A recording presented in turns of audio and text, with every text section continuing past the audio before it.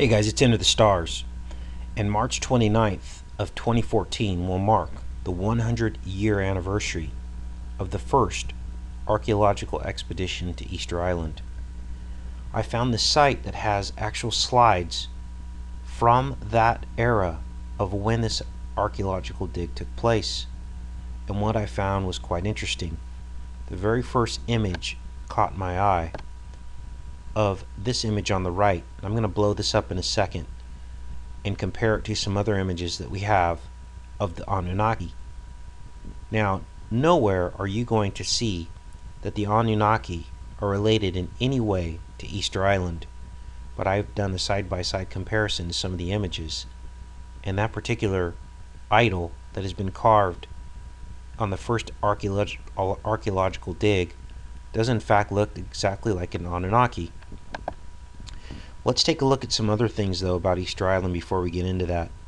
First of all, we've done a lot of work talking about the different theories of how the large stones were moved, and it is my understanding and belief that these were moved either by sound technology or some kind of mind power, and I've stated that previously on this channel. When looking at this particular article, we see that the islanders had a legend that the statues were moved to the platforms and raised upright by the use of mana, or mind power.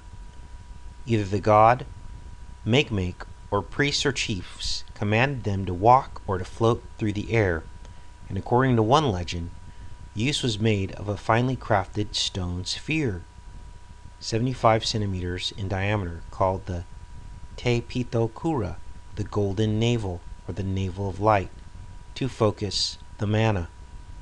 Now the interesting thing is this archaeological dig that happened in 1914 was called the Mana Archaeological Expedition.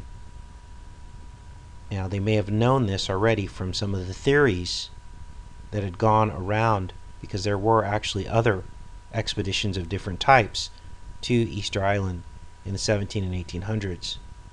So they may have heard that mana was used, and that's why they named their archaeological expedition after it. Well, let's do a side-by-side comparison and look at this image. And this is just fascinating. This is an image of an Anunnaki. You see the large eye, the pronounced nosed, the beard that comes all the way up to the bottom of the eyes, the small mouth, the rounded cap. It's all there, and we are only seeing part of the picture of this idol here in this picture here, and it's the only image that we have of it, unfortunately. Now, what else falls in line with the Anunnaki is the Birdman, and we also, of course, see pictures of the Anunnaki as birds, part bird and part man. Let's go through some of these images here. Here we see them lifting a large stone. Now these slides, these glass slides, are for sale actually. I believe for $15,000. They're very valuable. If we look at some of these images here, one of these images actually shows a Birdman. And of course we know that the Anunnaki had the Birdman. I just find that fascinating. Here's one here. I believe there's a better image in here as well of the Birdman.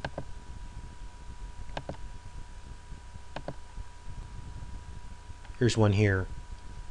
I believe there's one more that's actually much better, can be seen.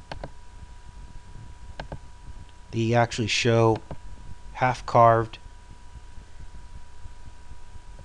Moai that are still in the quarry. This is the first archaeological evidence that we have in 1914. That's where all these images are coming from. And we just did also a video showing that Easter Island was one of the anchor points of this star matrix that we see on the globe, and that all ancient sites fall on this star matrix. I just think this is simply fascinating. So there is more to Easter Island than meets the eye. I believe there are 50 plus images.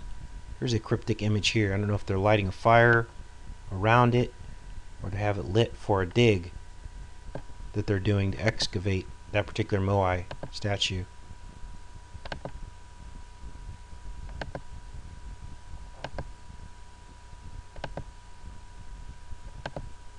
Simply fascinating.